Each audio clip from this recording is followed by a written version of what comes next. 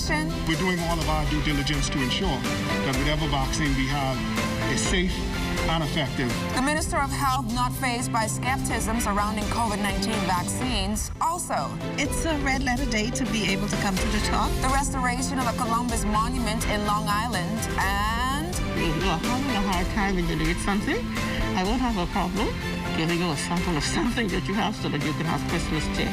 A kind gesture for the Christmas season. We've got all of these stories and much, much more when the morning edition comes. Right back.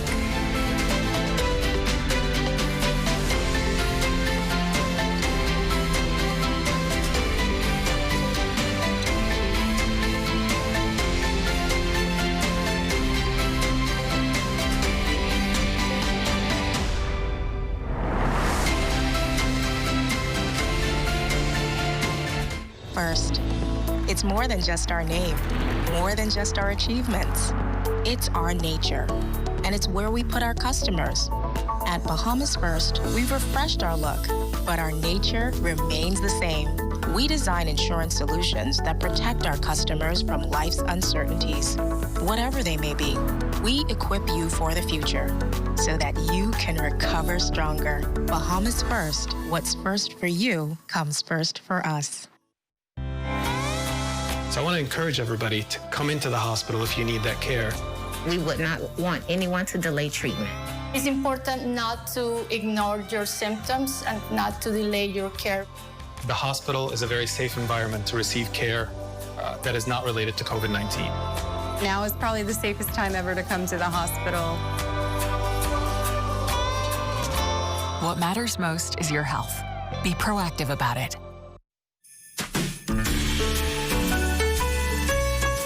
Happy holidays to all of you. I'm LaDawn Davis. Thank you so much for tuning in. Taking a look at your weather forecast this morning. A high-pressure ridge across the area will continue to shift eastwards as a cold front moves across the northwest Bahamas through tonight.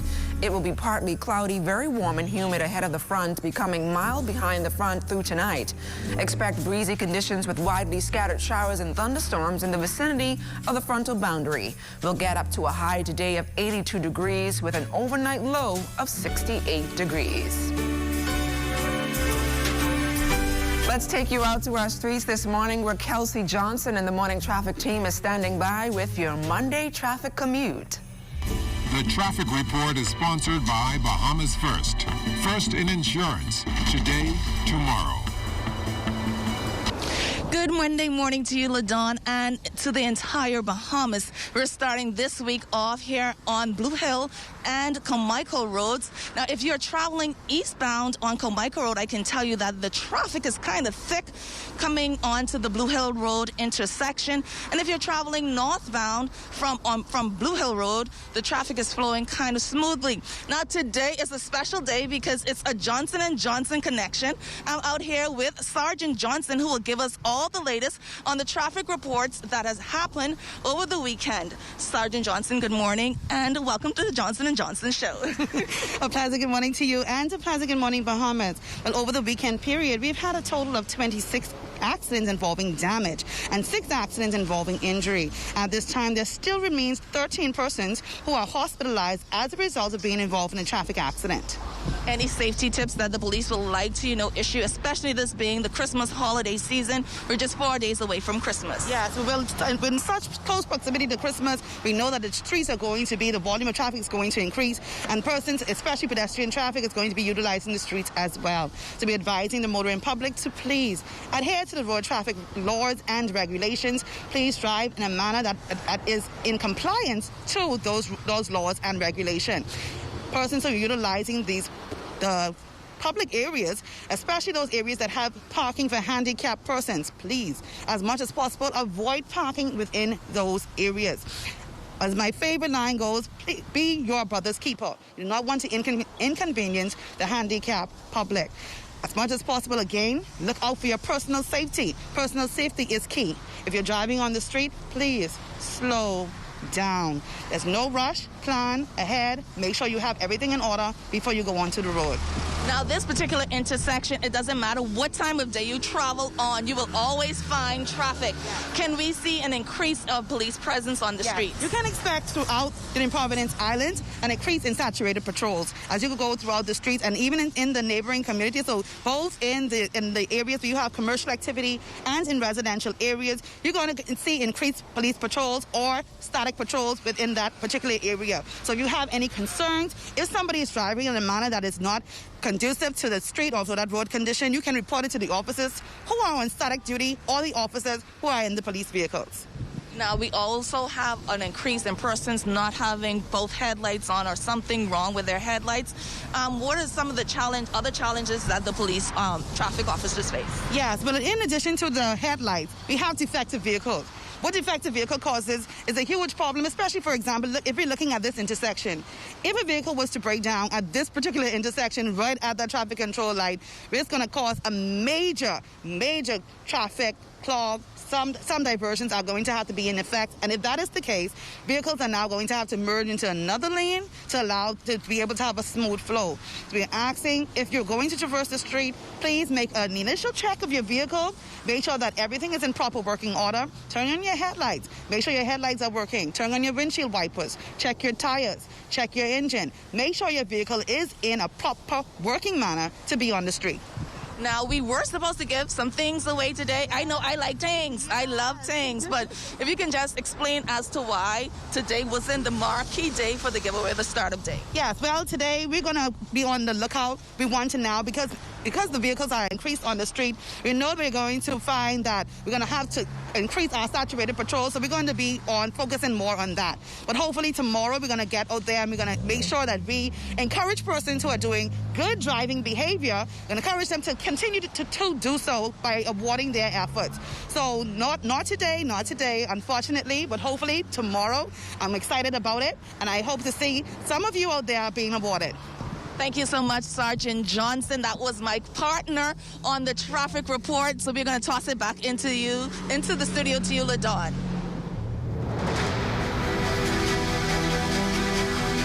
Off the top this Monday, with 2 COVID-19 vaccines, Pfizer and Moderna, already approved for emergency use by the Federal Drug Administration, there continues to be wariness globally over taking vaccines produced in under a year, well ahead of the normal vaccine development period, and the Bahamas is no exception.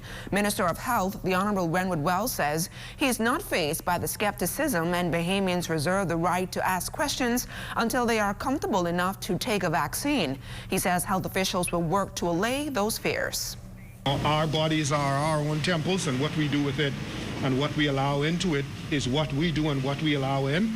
And so the Bahamian people are very investigative, very deep diving kind of population, and so you would expect that our people would be looking at all of the requisite information to assure themselves that whatever it is they're putting in is going to do for them what they expect, and they're not going to get that kind of adverse effect.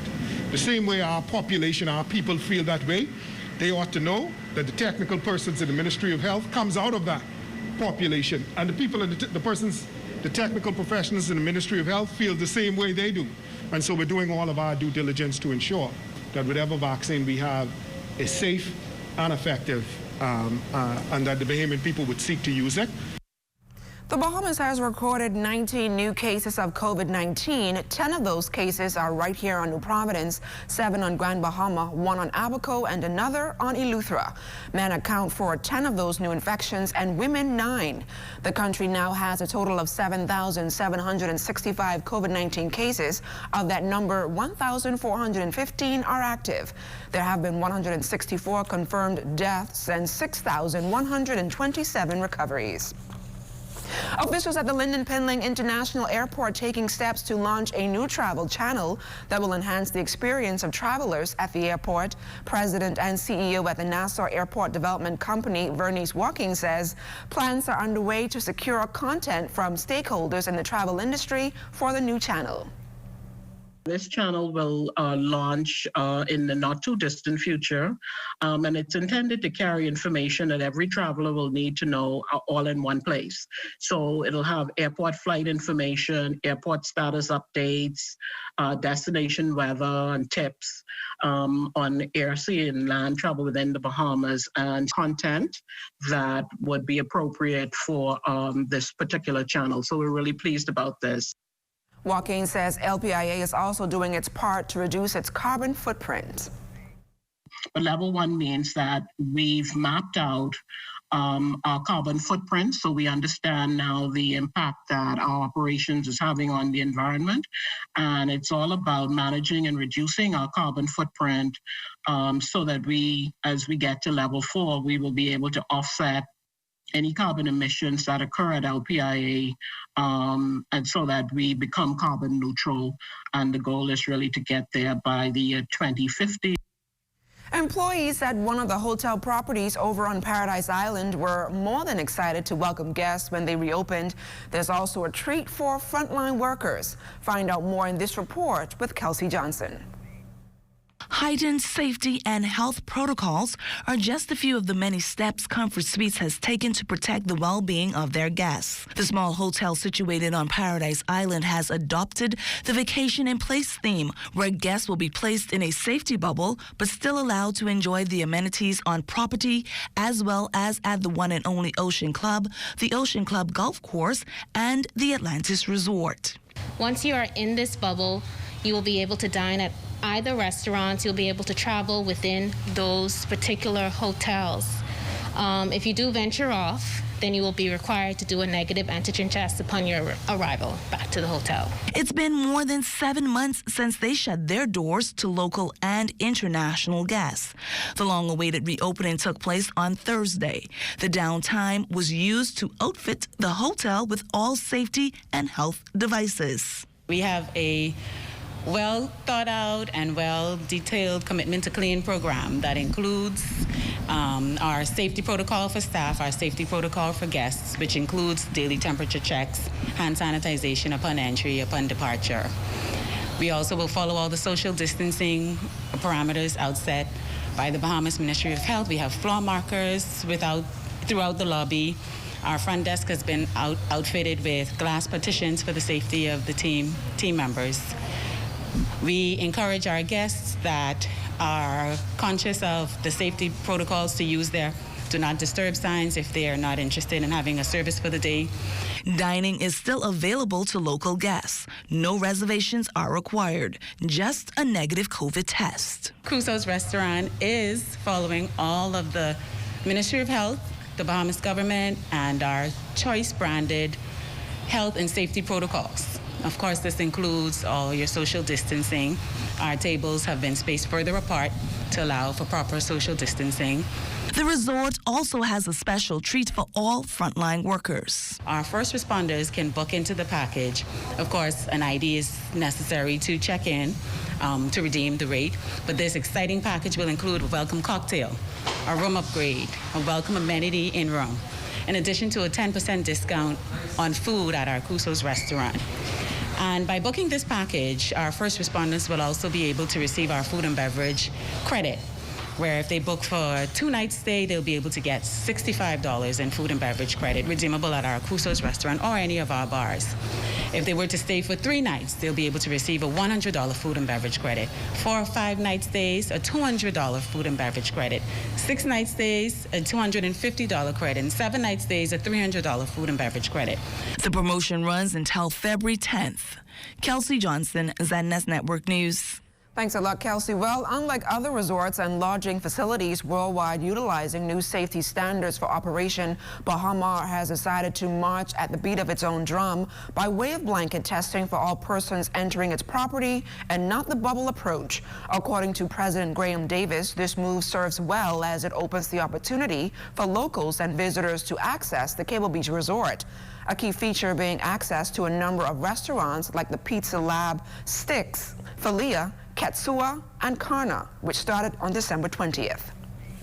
What we believe strongly is that with COVID testing, with rapid antigen testing, that we can open safely and creating if you'd like to call it a bubble experience, but I don't think anybody can create a bubble if associates are coming and going every day. So what we believe strongly is creating a safe environment through social distancing, through mask wearing, through sanitization, a lot of touchless contacts such as QR codes for menus. As the launch of the restaurants and opening of the Grand Hyatt is a part of Bahamas Phase relaunch, Davis explains the essentials needed in order to advance into Phase 2, projected near the end of January 2021. Well, I think the key focus for us is to ensure that there's sufficient demand in our key markets to be able to generate enough demand here at the property. And so that's very important for us to continue watching what we do at Grand Hyatt and the momentum that we build with the consumer confidence in our key feeder markets and ensure that we're starting to see the demand and the occupancy grow here over festive season into Q1. And then a little bit later on in January, we'll start making decisions as far as what we'll do with opening up our other properties. And still to come, Columbus Monument transformed in Long Island. We'll explain when the Morning Edition continues.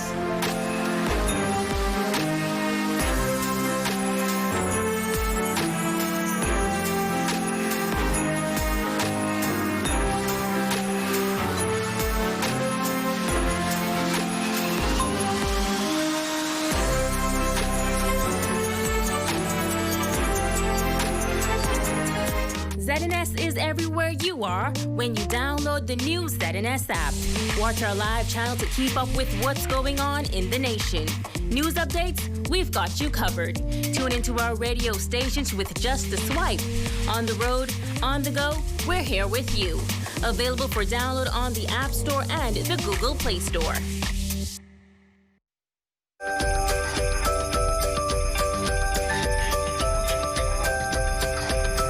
Welcome back to the Morning Edition. Well, 2020 has been a rough year due to the COVID-19 pandemic, but the Kingdor National Parkinson Foundation among those organizations taking a hit as planned activities for the year were forced to be called off. This morning, we're joined by the foundation's chair, Mavis Darling-Hill. Mavis, welcome to the Morning Edition. Good morning, and it's a pleasure to be here. So, Mrs. Darling-Hill, I know earlier this year the foundation had its walk, run, and cycle event called off with the annual gala ball as well. What impact can you say that has had on the foundation's operations? Well, those are the only activities that we have planned every year to raise awareness and also to bring some funds to our kitty. And so it has really, really impacted all the things that we could and should have done. Talk to us a little bit more about the foundation and its goals. Okay, so we have been in existence since 2000. And so over the past 20 years, we have had 18 very, very successful walk-run competitions. We've had 19, this year would have been our 20th gala balls. And so those were very exciting and very important to us because that brought the community to us. They learned more about us, even through our fun things we did at the ball. And so, yes, we have done a lot, but we have taken some hits because we also plan every year a speech competition for junior and senior students in all the schools, both private and public, and so that has also been impacted greatly.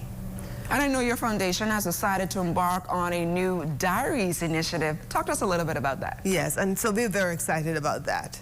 Because of COVID-19, we have had to just think about other things that we can do to bring awareness, ensure that people realize we are still in existence and how they can contact us, and also to raise funds. And so we have embarked on a 2021 diary, and this diary we feel is very important to really encourage people to take advantage of recording. You know, sometimes we just say, oh, we're going to just commit it to memory. It is not good to just commit to memory. Just the important thing is logging in your diary things that you need to do And in that way, you can refer to it later. And then the planner part of it is that things to do. Say, for example, if you start planning for your wedding or a graduation, you can just look at the stages that are played in reference to that activity. And so that is very important. It's very important for not only the business person, but also persons at home.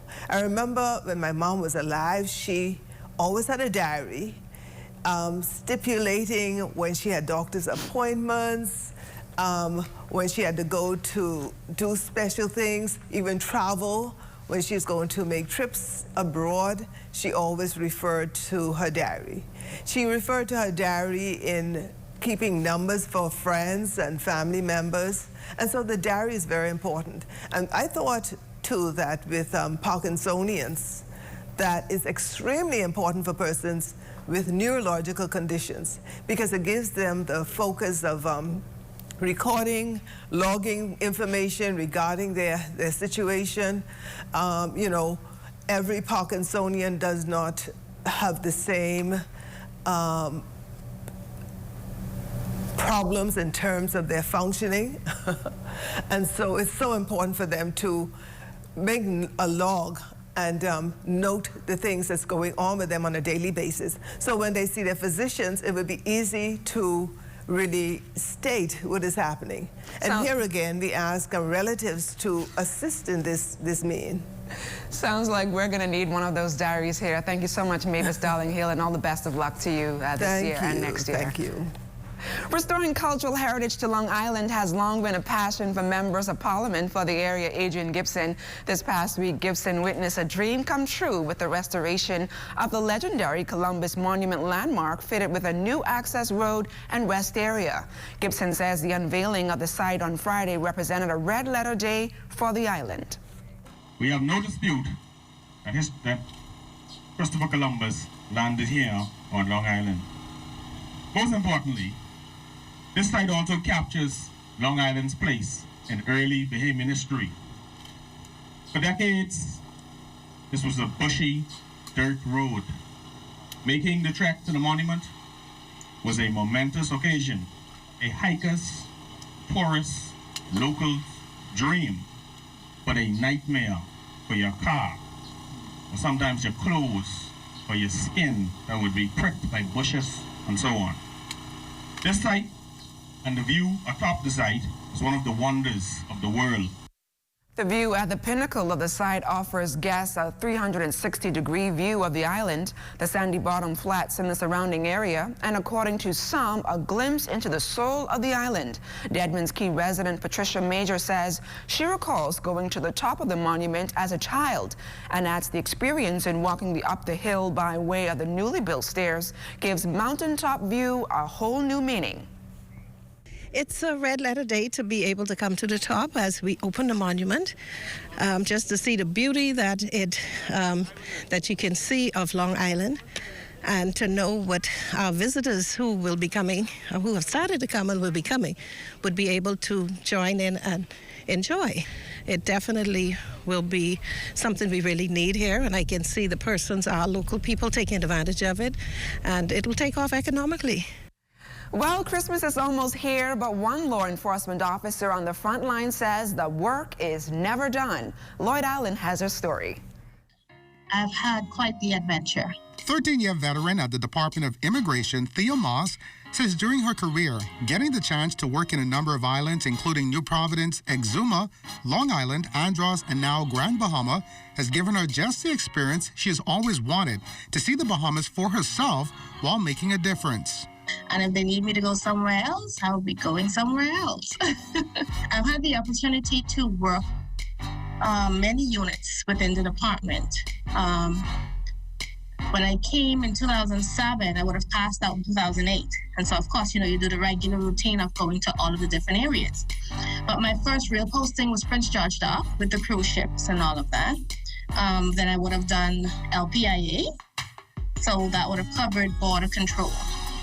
She has also worked special investigations at the Classified Registry Department and eventually finding a home in public relations. As an essential worker, she gets the job done. But there is so much more to this officer than what meets the eye. Tell me about your personal life, your family. I have 3 kids. I come from a big family, but my personal life is my kids. When I'm not to work, it's my children. Outside of that, I teach etiquette for young children. Moss adds invaluable experiences gained early on made her who she is and continue to inspire her through her youth group, Let's Talk Etiquette. I was raised partially by my uncles. And so I was showered with love and attention. And so what they gave to me, I wanted to be able to give to other people. She says the icing on the cake to get started was an experience she had with her young daughter. When she was 9 months old, I was putting on some lipstick on my lip. And she started crying in the bed, and I'm like, what's the problem? And so when I did this to her with the lipstick, she stopped crying, and I'm like, So when I put it on her lip, she did this. The same thing she saw me did, she did this. So if I could teach her this, perhaps I could teach other girls this. And while COVID restrictions have forced her to shift to virtual lessons, she says it's a joy to inspire young girls to be fearless professional beauties. As for her future in the organization, she says administration is her destination, and here's why. We still need to consider the ease of doing business. We still need to consider our roles as it relates to the economic stability of a country. For the morning edition, Lloyd Allen, ZNS Network News. Stay close, we've got more right after this. You're watching The Morning Edition.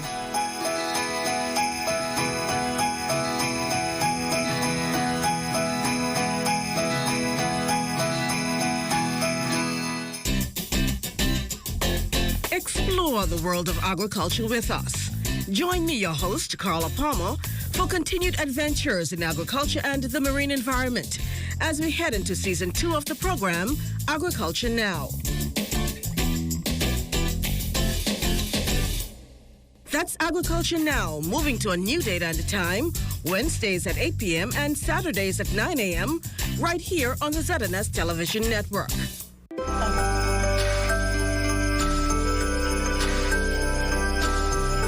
The menu on the dinner table would not be complete this holiday season without some traditional fruit cake, carrot cake, or even a rum cake. Well, this year, Annis Albury has stepped up her game of making a variety of cakes by introducing a homemade chocolate gingerbread cake for even those who are unable to afford it this Yuletide season. When we got into the kitchen of Annis Albury in Treasure Cove, we immediately sprung into action to bake the chocolate gingerbread cake for the holidays. Annis gave us a little taste of just how to make what she calls the newest cake on the menu for the holiday. But we want to remind you, though, it's her own recipe, so you won't find it anywhere else. I serve with a toffee sauce and a dollop of homemade whipped cream. With the demonstration I showed you in there, it has all of the spices to make it taste like a gingerbread and then the cocoa to make it taste like a chocolate cake. So it's a combination of the chocolate and gingerbread, and it's nice and moist. And the toffee sauce is served over the top with a dollop of homemade whipped cream, eggs, a little rum, a little brandy, molasses, spices, all of the different spices for gingerbread, flour, sugar, and vanilla, I think. And I bake it in my oven at 325. I bake it slowly like that because it makes the cake, it doesn't brown too quick in the bun pan, and it makes it nice and moist. So I just bake it. It bakes for about an hour and 15 minutes, and it's fine. So once I turn it out, then I let it cool for about 5-10 minutes. Then I spoon the toffee sauce over it so that it can soak through the cake. But while the chocolate gingerbread cake is the latest in her lineup, Anna says rum cake, carrot cake, and fruit cakes continue to be the most popular around this time. And to spice things up a bit, she added something even more delicious for her frequent customers. I've introduced some Christmas cookies 2 years ago, and some rum balls, some eggnog balls, and this year I'm introducing something called a popcorn peanut caramel ball, and it's cooked. Everything I do is from scratch, everything. So I'm doing a popcorn caramel peanut ball. I didn't do that last year. And it's just you cook it down with your caramel sauce, you put in your peanuts and whatever, and you make a ball. And it's a treat. I put them in 3 tins. I have something set up here today. The retired banker says she gets so much joy when her customers are happy about the products she continues to make no matter the occasion. However, she says the materials to fulfill orders can cost quite a hefty penny. I like perfection, especially if you want to do something, because I would always say, I'm not going to sell anybody anything to eat that I'm not going to eat myself. And I've noticed this year, maybe because of the environment, supplies have gone up tremendously. So it's expensive, especially this year, it's really expensive. So that's it. When you have a passion for something, that's what happens. I don't really mind. I get what I get and do what I have to do. And if you fall short on funds to purchase a cake of your choice this Yuletide season, Anna says she plans to put a big smile on your face by doing this kind gesture. If you are having a hard time and you need something, I won't have a problem giving you a sample of something that you have so that you can have Christmas cheer. Meantime, Anna says she plans to create a recipe book of her cakes sometime in the new year. And those cakes were so good. Thank you so much, Annis. And that's a wrap for us this morning. For the entire morning team, I'm LaDawn Davis. Make it a great day, everyone. We leave you with a tribute to our late colleague, Trevor Mackey, who passed away last week, Thursday.